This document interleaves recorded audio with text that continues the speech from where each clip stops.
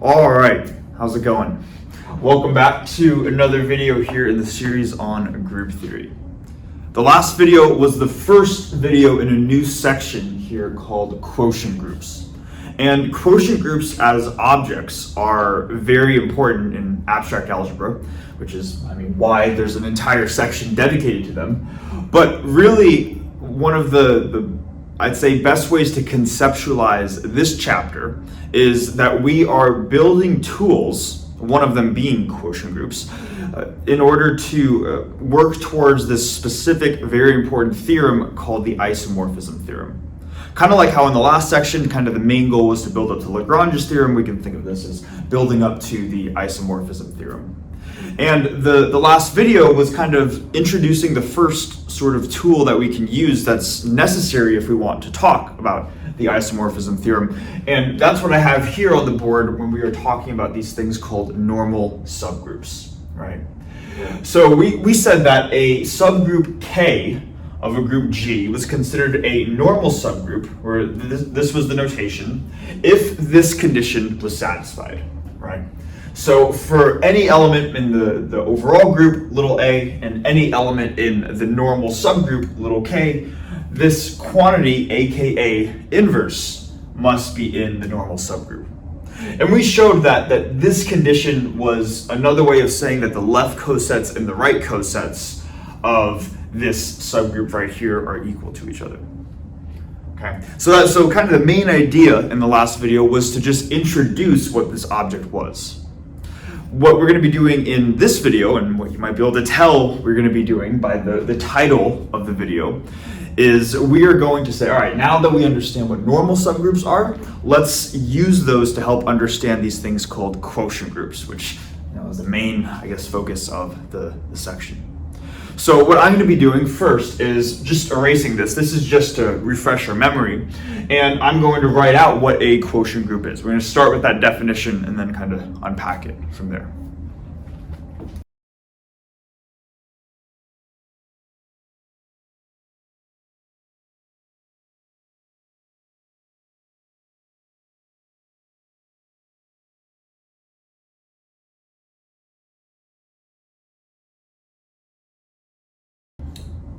All right, so we have the definition for the quotient group right here, kind of the central, or one of the central definitions of the entire section. So let's go through it together. It says that given a group G and a normal subgroup K, then we can write out the quotient group of G by K using this notation right here, where it's G backslash K, kind of like G divided by K. And specifically, this group is going to be, every group is going to have a set and a binary operation, right? So let's first go with the set part. The quotient group is the set of left cosets of K in G.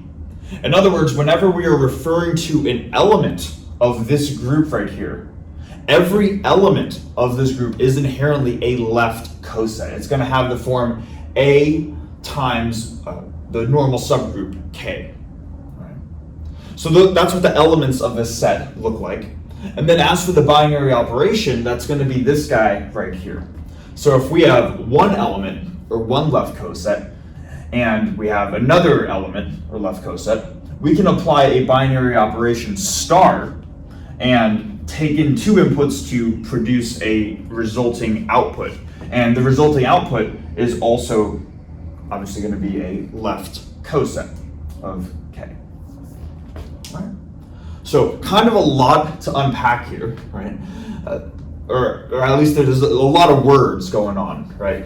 And because this is such a central definition, I want to first hopefully provide some insight as to why this is called the quotient group. And fortunately, the quotient group is, I think, intuitively named and has an intuitive notation to it. Notice that we almost want to say this in words as G divided by K, right? Because that's kind of the symbol that we can use to refer to division, or one of the symbols for division. And we would ask ourselves, well, what do we think of when we imagine taking G divided by K? And probably one of the most common answers is we would say, okay, however many elements there are in G and however many elements there are in K, we can imagine that if we took G divided however many elements are in here divided by however many elements are in here, that whatever that answer is should be however many elements are in this resulting group. And let's use Lagrange's theorem to make this a little bit more concrete. If we remember from the last section, we said that Lagrange's theorem was this right here, where we had, I believe it was the order of the main group or the big group on the left-hand side. I feel like this is the other way around. Whether it's G colon K or K colon G, I always forget in my head. But this was the main idea, right? If we had a group G and a subgroup K, then the order of G was equal to the order of K times what we refer to as the index of K and G.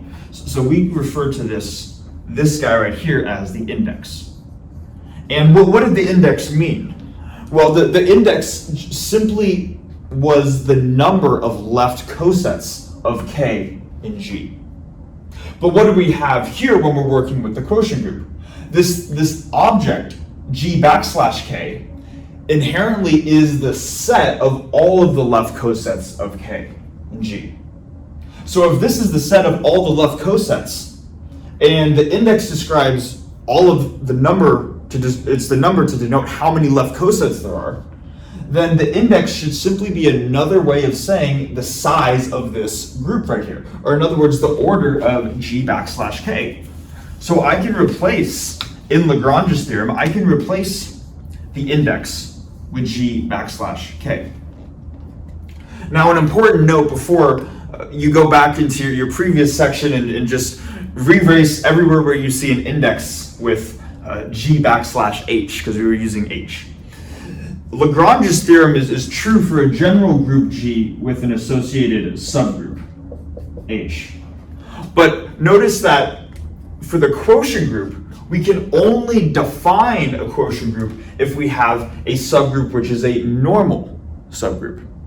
All right, so we can't just define a quotient group with G in an arbitrary subgroup H. We need H to be a normal subgroup, okay? So only in the case where your subgroup is normal can you change the index to the size of this object G backslash K. So I wanted to put that out there before we start erasing our notes and say, why do we need the index if we have this thing called the quotient group? There's a reason, right?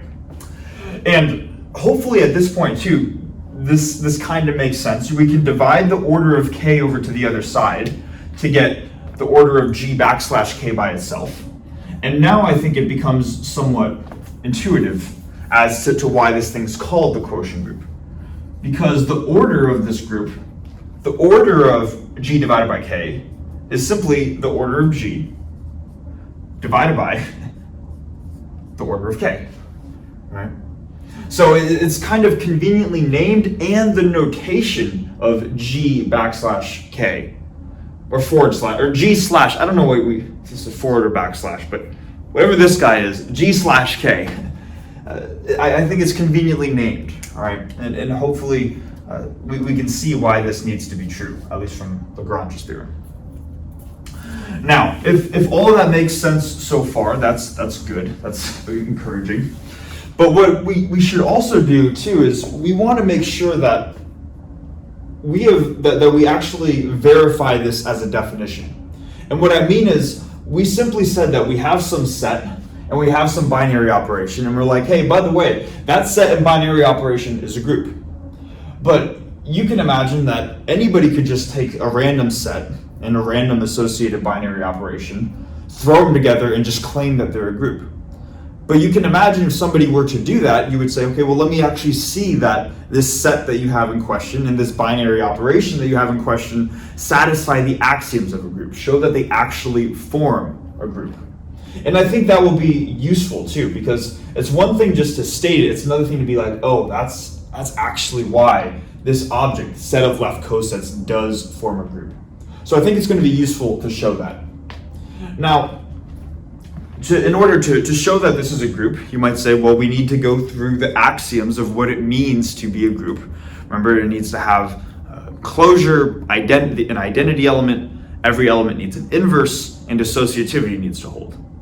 But also there's kind of this additional requirement that I'm not sure if we've mentioned previously in the video series, and that's because a lot of times the binary operation that we're working with is something that's very intuitive, something we're already familiar with, like addition or multiplication or something along those lines. But when we just define an arbitrary binary operation like this, it's always good to check that this binary operation is in fact well defined. All right? And the idea of a binary operation being well defined is something that I want to make sure that we go over and we ensure that we know how to check. So what does that mean for a binary operation to be well defined? Well, let's suppose that I have a binary operation. It takes in two inputs, A and B, and it spits out a resulting output, C, like this. What we would want to do, and what it means for this operation to be well defined, is to say, let's suppose that I sort of change the way that I denote each of these symbols. I kind of encode it a little bit. So maybe rather than A, I put the number 1, and maybe rather than B, I put the number 2 in the same binary operation. And instead of C, I get 3. Maybe in the case where it might be useful to think of it as addition, but the point is that I change the A, B's, and C's to 1s, 2s, and 3s. What we would want to do in order to check that this binary operation is well defined is to say, if A equals 1 and if B equals 2, then when we apply, let me even write this out. If A equals 1, B equals 2, we want to ensure that basically the output is going to be the same as well. Then if A is 1 and B is 2, then we want to make sure that A star B is going to be equal to 1 star 2. Or in other words, in this case, we want to ensure that C is equal to 3. Okay? That's kind of what it means to be well defined, that it shouldn't matter what we call the elements. Whenever we take in two given elements, we always get the same output element. Now we might be saying, okay, sure, but when is this going to show up? When are we just going to be writing these symbols in different ways? And this is actually a great example, which is why I want to introduce it now, because when we are working with left cosets, or just cosets of a given group, we want to remember that there are multiple notations, multiple ways that we could describe the same coset. And if that sounds unfamiliar, here's what I mean. Let's say that we have a group G, and we have a normal subgroup K, or just some subgroup, and we want to construct the cosets. Maybe the cosets are going to look like this. Maybe they're going to be A1, or maybe they're going to be A sub K, or A times K, B times K, all the way through, or it's supposed to be AK, BK, all the way through however many cosets there are, all the way up until the last one, maybe CK, like this. Now, we know that the cosets partition a group, right? Which means that the number of elements in here are going to be the same as the number of elements in here, and so on. We know that one of the elements, let's maybe look at AK just to start out. We know that one of the elements in AK needs to be A by itself, right? But there could also be another element in this coset, and in the general case there will be. Maybe we can call it A prime, like this. And the point that I'm trying to make right now is that we have a name for a coset, AK. But another way of describing this exact same coset is through A prime K, right? Because we know that as long as A and A prime are in the same coset, And because the cosets partition a group, that means that if these are in the same coset, they can't also be in any other coset. So whatever the coset AK is, that needs to represent the same elements as A prime K. All right. So what and this is the main idea that I want to get across in showing that the binary operation is well defined. What we want to check is that if we can write a left coset as AK or we write it as A prime K. And so let's do this. If AK equals A prime K, and maybe over here we have that BK equals B prime K. I hope we can see that over there. Then what we'd like to show is that AK star BK equals A prime K star B prime K. Like this.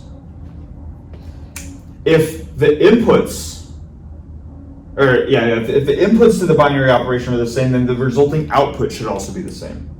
And if the binary operation acts like this, another way of writing this equation is just we would like to show that ABK equals A prime B prime K. If this, then this. That is the condition in order to show that the binary operation is well defined. So let's go through that first. This marker's running out, so let me get a new one. Okay. Hopefully this makes sense as what we want to accomplish first. We want to show if this is true, then this has to be true. Now, the first thing that we should probably do is we should try to relate A and A prime and also B and B prime to each other in some way, shape, or form. Okay? Because it could be the case that A is the same as A prime, but in the general case, it doesn't have to be, right? All we're saying as our starting requirement is that this set of elements is equal to this set of elements right here. And we can see how these in general could be, A and A prime could be different. And let's maybe get a little bit more concrete here. Maybe I'll write this down here. Let's suppose that K, this is a better marker. Let's suppose that K is the set K1, K2, all the way through maybe Kn, like this. That's what the normal subgroup K is. Then the corresponding left coset AK is simply just going to be this set with a factor of A multiplied on the left of each element. This, AK1, AK2, all the way through AKN, like this. Now, what we are inherently saying, if we're saying that, like let's look at this picture here. If AK and A prime K are the same left coset, and this is the starting assumption that we're making, what that's telling us is that A and A prime, these two elements belong in this set AK. So let's maybe write this out over here. We're saying that both A and A prime are elements of the set. And this is the visual picture to show that. So what that is telling us, and maybe let's even be a little bit more specific. How do we know that A is an element of AK? Well, because K is a subgroup, it contains the identity. So whenever we have A times the identity, or A times E, we just get A by itself. All right, so that's how we know A is going to be an AK, and we're also saying that A prime is an AK. But A prime, if it's different than A, it could be any one of these n different elements. It could be any of the elements in this set right here. We don't know which of the elements it is in the general case, right? But we know it has to be somewhere in here. So to denote this generally, let's just say that regardless of what the actual value for A prime is, if it needs to be one of these elements, it needs to have the structure that A prime is equal to A times maybe one of the different K values, maybe the ith K value. So A prime is going to be equal to A times Ki. All right. Hopefully that makes sense, that A prime, if it's in here, it needs to have the structure of these elements, of A times one of the Ks. And then we can make the exact same argument with our other starting assumption. We're also told to assume that bk is equal to b prime k. So that what that tells us then is that if a prime can be written like this, then b prime can be written maybe like this, where it's b times maybe some other k. And these could be the same, but they could also be different. I'm trying to keep this as general as possible. So we have a times ki and b times kj, like this. So this again is all for our starting assumption, that ak equal to a prime k and bk is equal to b prime k. Now let's keep going, right? Because what we'd like to show is that ab times k is equal to a prime b prime times k, right here. And I'm starting to run out of room, but I guess I think we'll have enough room at the bottom here.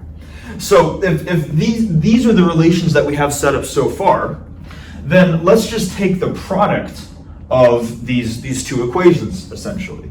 So we have the product a prime b prime, and another way of writing a prime b prime is just to plug in the right-hand side. That's going to be a times ki times b times kj, like this. Okay. Now, we have been kind of doing a lot of manipulation so far, but the one thing that we haven't really included is the fact that all of this stuff when working with quotient groups relies on our subgroup to be a normal subgroup. We haven't used the condition for what it means to be a normal subgroup yet, and now we're going to see, oh, this is where we need to include it. This is why we're requiring our subgroup to be normal. All right. Let's quickly remind ourselves what it means for a subgroup to be normal. So if I have an arbitrary, and I'll do this up here real quick. If I have an arbitrary b in G, then I know the quantity bk, b inverse, is in K. That's what it means to be normal, right? So another way of writing this condition, if bk, b inverse is in K, that means that it's going to be one of these, it's going to be one of the elements in K, right? We said that K was maybe K1, K2, K3, K4, all the way through K sub n. So maybe let's just say that whatever this quantity is, if it's one of those n different elements, maybe let's just suppose it's the nth element. In other words, this quantity bk, b inverse is the nth element, like this. All right, and this should be true, of course, for an arbitrary b in the group and an arbitrary k in the normal subgroup. What I'd like to do is I want to work with this quantity k sub I b. This is what I'm trying to get at here. So I'm going to say that this k, this could be any one of the k's. I'm going to say let's set this to be the ith value of k. And this might seem a bit abstract, but I promise we're almost done. So this is the condition required by the normal subgroup. And what I could also do is I could I could multiply both quantities on the right by b, like this, to get b times ki equals kl times b. But and I hope this isn't too confusing. When we chose I and we chose L, we're being very general. We're saying let's just choose the ith value and let's just choose the lth value out of the n different elements in this set K, right? There wasn't anything specific about I or L. I'm just throwing out, let's just pick one of them, let's just pick another one of them. Point is, these indices are not special at all. So I could also call this one the lth and I could call this one the ith. It doesn't matter, right? I'm just saying let's pick one and let's pick another one. But what I'm saying is that we could interchange these, and because there's nothing special about these indices, we could just say b times one of the k elements is equal to k times another one of the elements times b. And that's going to be important because we have this quantity ki times b down here. So let's just replace ki times b with maybe this expression right here. So rather than saying a ki b kj, we still have a, but instead of ki b, we can replace it with b kl. So now we have A, B, K, L, and then K, J as the rightmost term. So notice the outer terms stay the same, and we just swap the inner terms right here. Now, why are we doing all this, right? Well, ideally, let's keep in mind, this is all to show that this binary operation is well-defined. And that requires us to say that if this is true, and if this is true, then this final line, ABK is equal to A prime B prime K, is also true. So what we can do now is say, okay, well, let's just tack on a factor of uppercase K on the right-hand side of each term and see that that's indeed the case. Here's what I mean, and I hope we can still see this. We have, on the left-hand side, we have just A prime, B prime. So now we'll write this as A prime, B prime, K. Make that K a little better. A prime, B prime, K. And then on the right-hand side, we have this quantity. We have AB, K sub L, K sub J, times K. But let's just ask ourselves, how can I rewrite A, B, K, L, K sub J, K? So many letters, right? Because K is inherently a subgroup, that means it's closed. So if I take some element, K sub L, times another element, K sub J, times some other element of K, I have a product of three things in K. The result has to be in K. So I could just absorb these two K's into here and rewrite this as simply K, uppercase K.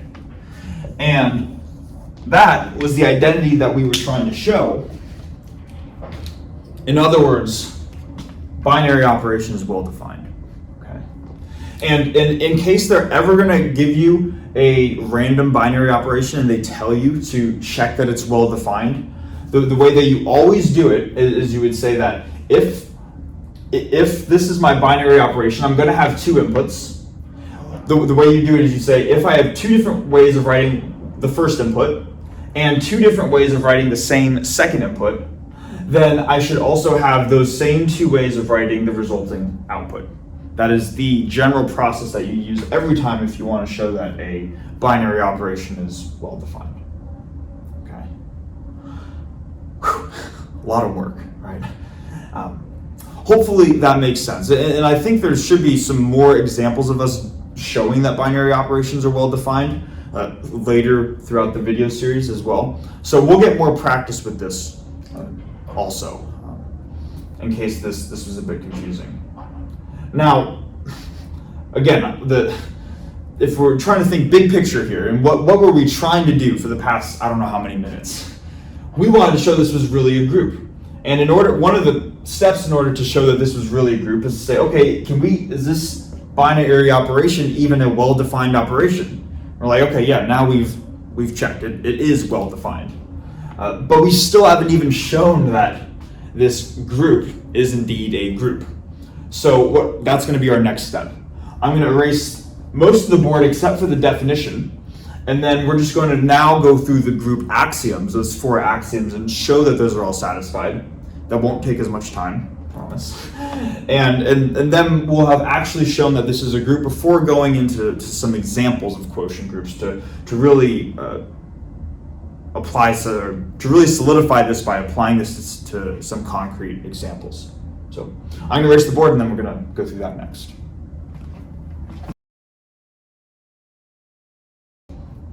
Okay, so now just to show the four group axioms for a quotient group. So the first one, and I probably should have just written this out. The first one is to show closure, right? And what does it mean for the closure operation to be a thing, basically? If we have two inputs from the same set, then the resulting output should also be from that set, right? And so we'd ask ourselves, what is the input? Or I guess, yeah, what are the two inputs in this binary operation? Well, they're left cosets of K and G. In other words, it's going to be some element of the group times the normal subgroup K. So if we get two left cosets as our inputs, do we get a left coset as our output? And notation-wise, it looks like it, right? Because we have some element times k, but we just want to explicitly state that this is in fact a left coset. And it's not really that hard. We'd simply say that we know that we would require this thing in parentheses AB just to be an element of the group. And we know that this is an element of the group because we're saying if A is in the group G and if B is in G, then G is closed, right? So then the product AB should also be in G. So this is a group element times the normal subgroup K. Therefore, the quotient group is at least closed. That's the 0th requirement, right? Or 0th requirement, right? Then for the first requirement, so maybe I'll say 0 closure, that's checked off. And then the first axiom is the identity, right? What is the identity element of this set? And the identity element is simply going to be the left coset EK, where E is the identity element from the group G. Another way of writing that, because you can imagine if K is K1, K2 through Kn, then EK is just going to be EK1, EK2, all the way through EKN. But the identity times anything is just itself. So another way of writing E times K is just K. So the normal subgroup K by itself would act as the identity element for the quotient group. So therefore we'd say that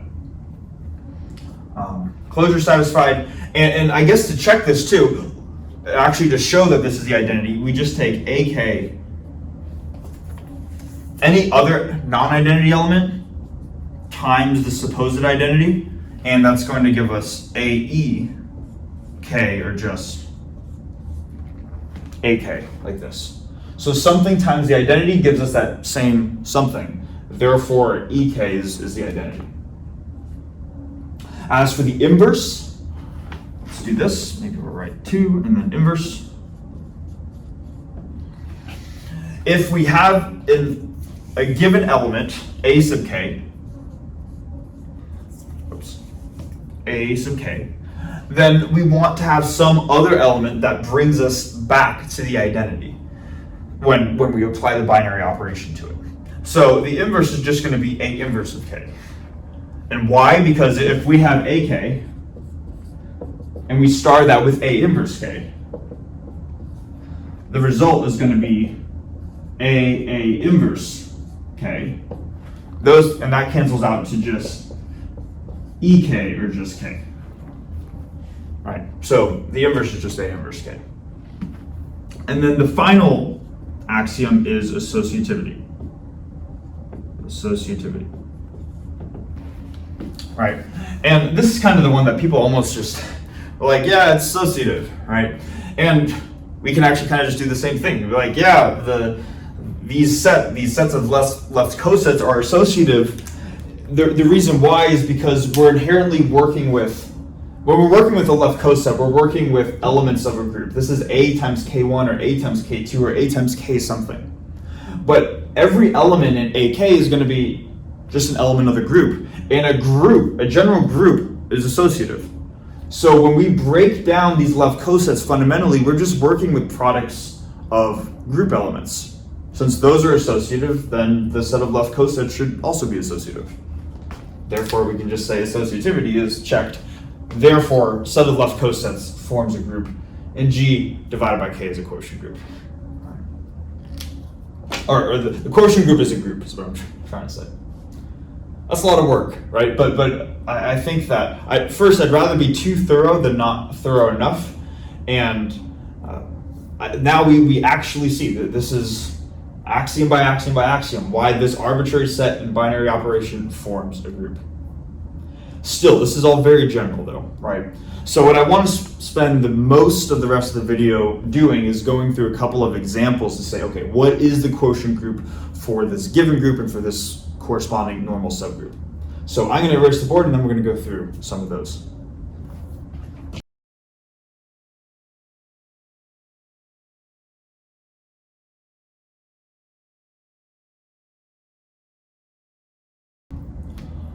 Okay, so now to kind of mainly finish off the video, at least with a couple of examples.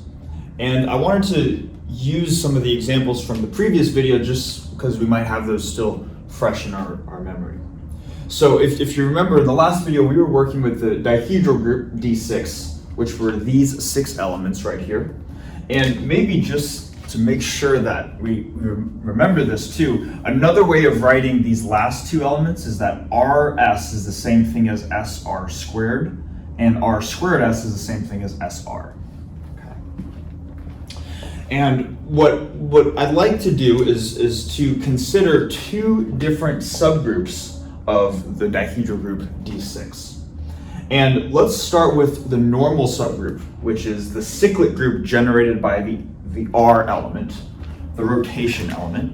So let's do this, we can write the cyclic group simply to be E, R, R squared before cycling back to the identity, right? And what I am going to do here is simply to determine what is the quotient group D6 divided by cyclic group generated by R. We want to determine what is this group right here. And maybe I would ask you to take a minute to pause the video and try to do this yourself. And if you get stuck or you just want to see the solution, we're going to go through that now, I guess. Okay, assuming we've paused the video, right? First thing that we want to do is we want to say, okay, this is a normal subgroup of D6, so we can even construct the quotient group in the first place, this D6 divided by R. Now, what are going to be the elements of this quotient group right here? Well, the elements are inherently going to be left cosets, where we can say if we have a general A in D6, if A is one of these 6 elements right here, the general element is going to have the form A times this normal subgroup ER and R squared. Okay. So we want to find out what this quotient group is and also to determine how many elements they're going to be. And maybe let's do that first. How many elements are going to be in this quotient group? And what we can do is we can say, all right, the number of elements in here are going to be the number of elements in the numerator, or 6, divided by the number of elements in the denominator, or 3. So 6 divided by 3, or 2. So we know that the order of this quotient group is 2, which immediately tells us, and this is kind of nice, that there are only going to be 2 left cosets associated right here, and our goal now is just to find those left cosets. So I think what I'm going to do, and this will probably give us some practice just working with left cosets if those are unfamiliar and a little bit odd to us to work with. So let's just go through each of the cases, and I'll try to be relatively quick with this. But there are 6 possible cases, or there's 6 possible ways we can write out a left coset. Now, there are 2 distinct left cosets, but there are 6 different notations that we could write out. One is going to be E times R. One is going to be R times R. One is going to be R squared times R. And then just these 3 elements too, right? Then we have S times R, RS times R, and R squared S times R, right? Let's go through each of these relatively quickly. First, E times R is going to be E times E, E times R, E times R squared. That should hopefully make sense that is just R. If we have R times a cyclic group generated by R, that's going to be R times E, which is R. R times R, or R squared, and then R times R squared, or E. So this is also going to be R. And you can go through similar logic to determine that R squared times cyclic group is simply going to be R as well. So this is an explicit example now of where we see that there are 3 different ways we can write the same left coset. The left coset is inherently just these 3 elements, but we can write these 3 elements like this, or like this, or like this. Then, as you can probably imagine, that for these left cosets right here, we're just going to see the other case of the left coset. We're going to have S times R, S times the cyclic group is going to be S times E, S times R, and S times R squared. that's inherently a new left coset that we haven't encountered over here. So maybe I'll just write out the actual elements itself. So we're at S times E, or S times R, or SR, S times R squared, or SR squared. That's how we can write out the elements of this left coset. Then for this example and this example, because we already know that there are only going to be two left cosets, as determined just by the order of the quotient group, we know that one of those left cosets is just the cyclic group generated by R. It's simply these three elements. And then we found the other three elements, or I should say the other left coset, the elements of the other left coset. Without even having to do any work, we automatically know what the elements of these left cosets are as well. They're going to be S, SR, SR squared. And then same thing here, S, SR, and SR squared. You might have to do a little bit of algebraic work to show that this times each of these elements and then this times each of these elements produces these three elements, but you would get the same thing.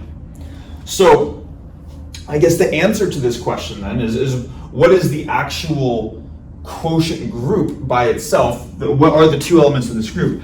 We can write out the elements, or we can write out this quotient group in element form by the following notation. They're going to be left cosets, where the first one is just going to be this left coset, R. And then the second left coset is going to be S times R. Or we could write RS times R. Or we could write R squared S times R. Regardless of which of these three notations we use, we're denoting the set of the same elements. Maybe I'll just write S times R to be compact. Okay. So this is what the quotient group is, and these are its 1, 2 elements. Okay. And if we were to, maybe what I could even ask as well, just because it's such a short example, is what group is this isomorphic to? And because this only has two elements, hopefully I don't want to say hopefully we can see, we might be able to see that this is isomorphic to the cyclic group C2. Let's just remind ourselves maybe real quickly what C2 is. C2 is going to be the identity, and then some element A, which has the property E, and then these are almost like powers of A, right? Where we have A to the 0, A to the 1, and as soon as we get A squared, we cycle back to E. So it's the set E and A with the property that A squared equals E. This element right here represents the identity element, and this is kind of like the A element. To understand why this is the A element, let's just take this quantity and we will square it. Maybe I'll do that down here. So if we have this left coset, SR, and we were to square it, what would we inherently be doing when we take that square? Well, we would need to apply the binary operation defined for the quotient group. That would be this left coset star this left coset. And what was the output? It was simply going to be R times the product of these two elements here on the left. So we would have S squared, like this. And we know from the dihedral group D6, that R cubed gives us E, and S squared also gives us E. Like this, right? So another way of writing S squared right here is simply E times R, or just R. So when we take this element, square it, we get back to the identity, which is this element. Hence, it's going to be isomorphic to C2. It has the same algebraic structure as C2. This group has the same structure as this group. For all intents and purposes, they're the same. It's just that we happen to write the identity as the letter E here, and we're happen to write the identity as brackets with R right here. We happen to write this as the element A, we happen to write that same element A as S, and then the brackets with the R. But no matter what symbols we use, what notation we use, they have the same algebraic properties, right? That this element squared gives us the identity. Hopefully this makes sense, right? And kind of just tying a lot of the concepts we've been working on into one example. Now I'm going to erase the board. This was all for this case, and then we're going to go through this second case next.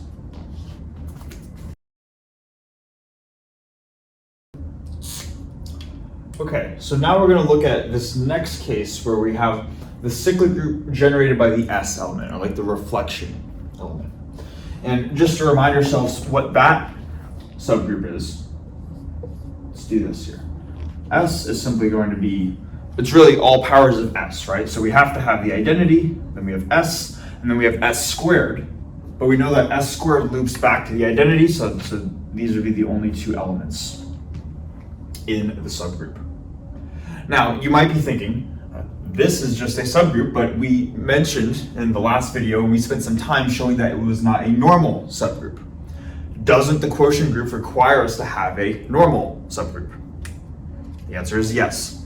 So we might be saying, well, why are we looking at this cyclic group generated by S if it's not a normal subgroup? And it's really to show that it's kind of like a counterexample. It's almost like we're going to show that in the case where we don't have a normal subgroup, let's show how we don't get a corresponding quotient group. Okay, so kind of seeing the other side of things. So let's first kind of go through the same process that we went with in the last whiteboard, where we first just said, let's construct each of the 6 different possible ways we could write out a coset like this. Actually, before we do that, there was one step we did before that, right? We tried to find the order of our supposed quotient group, where we had D6 divided by R, and now we're going to do D6 divided by S. Again, I want to emphasize this group does not actually exist. We're going to show why, but just hang with me for a second. If we wanted to find the order of this supposed group, we would just say how many elements are in the numerator, 6. How many elements are in the denominator, 2. So the total number of elements that should be in this quotient group are 6 divided by 2, or 3. In other words, there should be 3 distinct left cosets that we should be able to construct. Let's try to do that. So we can have E times S, we could have R times S, and we could have R squared times S, and then we could have S times S, RS times S, and then R squared S times S.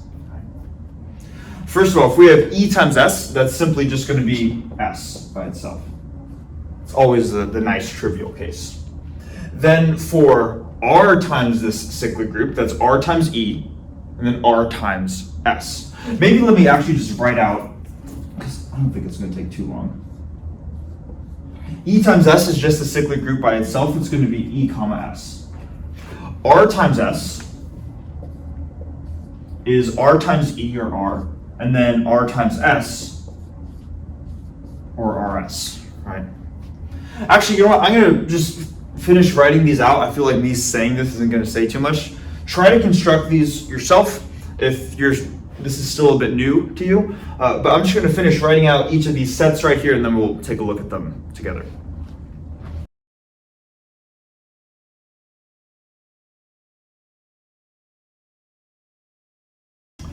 Okay, just want to make sure that I wasn't doing anything wrong myself. But these are the 6 different ways we could, I guess, write out left cosets. And if we were to look at the unique left cosets, so let's just look at this supposed group to see what we have.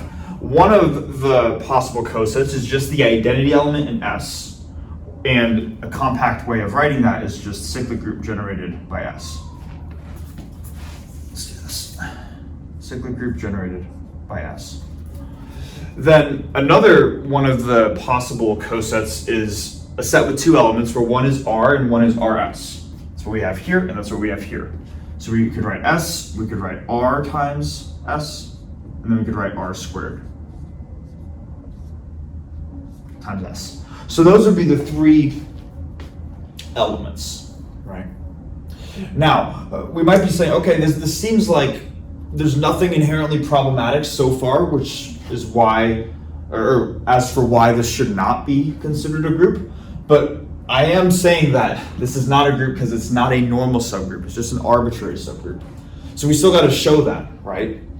And to do that, I want to show that, in fact, the binary operation specified by the quotient group when we work with these three elements here is not defined.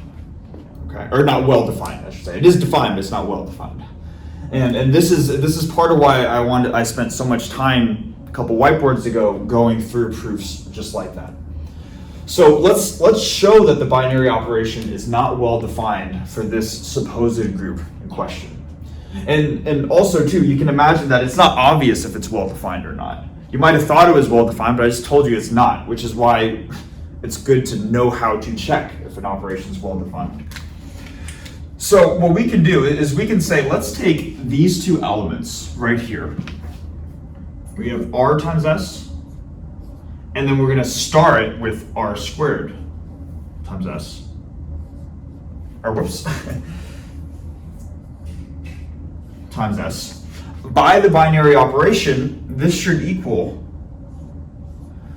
R times R squared times S. Another way of writing R times R squared is R cubed, which is the identity, or just S. So what I'm trying to say is that RS times R squared S should just give us S. This times this should give us this. Now, if the operation is well defined, what I should inherently be able to do is to say, if I were to rewrite these elements in some other way, shape, or form, this equation should still be true, regardless of how I write these elements, as long as whatever set this is the same, whatever set this is the same, and whatever set this is, it is the same. So let's try to do that now. And this is why we kind of developed this framework that we have so far. What's another way of writing the left coset R times S? Well, we have another expression for that, right? We have RS times S, right? We see that whether this R times, it's a lot of R's and S's. R times this S right here is this set of two elements, right? Same thing with this guy. The same two elements are in RS times a cyclic group. So I'm just going to replace this, and let's make this equation compact. So RS times R squared S gives us S. I want to now replace RS just with this notation because they represent the same set, right? So I'm just going to replace this with RS times S like this.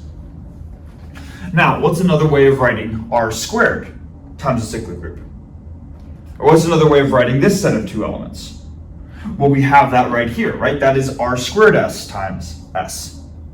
But what I want to do to make this, I think, a little bit simpler is just to say that we know R squared S can also be written as S times R. So it turns out yet another way of writing this set of two elements is rather R squared S times a cyclic group, we can write SR times a cyclic group. Okay. Just because this we've already shown before is an identical way of writing this. So it's going to represent the same set of two elements. And if you're not convinced by that, feel free to try plugging this into here and here and see that you get the same set of two elements. But what I'm going to do is I'm going to say, okay, let's replace R squared S, this set of two elements, with SR times S. This is the same set as this is the same set as this, so I should get the same set as I do right here. But what happens when I apply the binary operation, right? I'm going to get my cyclic group on the right, and on the left, I'm going to get RS times SR, RS, SR, like this. Another way of writing RSSR is RS squared R. But what's S squared? S squared is the identity So this is really just r times r, or r squared, s. And now we see that the binary operation is not well defined. If we write the set out, if we write the two cosets out like this and this, we get the cyclic group just s by itself. When we write out these exact same two sets using a different notation, this set is the same thing as this thing. This set is the same thing as this set. We now get the left coset r squared times s. And r squared times s is not the same as s. In fact, we can just check it. What is cyclic group generated by s? Well, that's E in s, right? What's r squared times the cyclic group generated by s? That is this guy right here. That is r squared and r squared s. This set of two elements is not the same as this set of two elements. Therefore, the binary operation is not well defined, and we run into problems inherently because S is not a normal subgroup of D6. This was not an issue with this group because it was normal. Okay. So tying a lot of concepts together, but I hope these ideas make sense and we get a good idea for how to check various things to determine the order of these groups and to determine what the elements of the supposed groups are. Now, I know we've been going through a lot. There's one final thing that I want to mention, and it might seem a bit arbitrary now, but the reason for why we're going to go through with it, or why we're going to show it, is because it's going to be very useful in the next video. Okay. And now that I think about it, I'm hesitating as I'm saying this. You might see that the time on the video is almost up. I think I want to save it for the next video.